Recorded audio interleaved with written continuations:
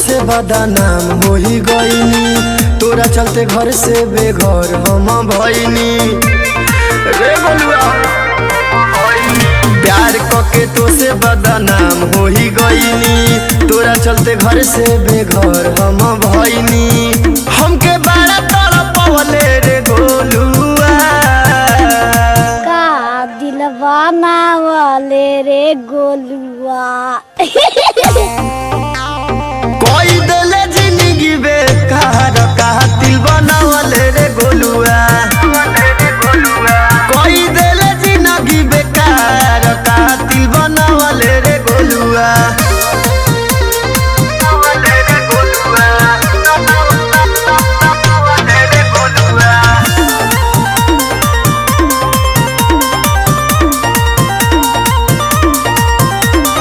पाके तू मौका हमसे धोखा बड़े कइले, दोसरा से जाके तू दिलवा लगइले।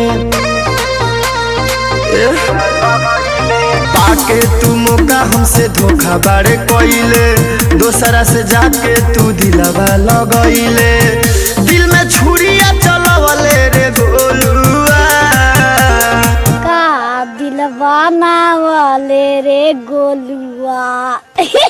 एकदम मुआ देले।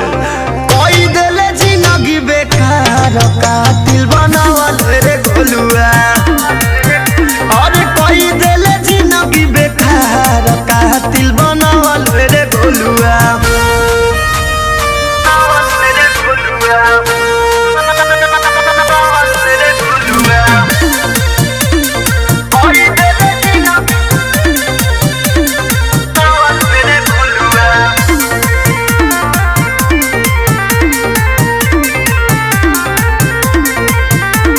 हमके रोआ के तू चैन से न रहबे, जितना सहिले दर्द तने तू सहबे। तू रोबे अरे हमके रोआ के तू चैन से न रहबे, जितना सहिले दर्द तने तू सहबे।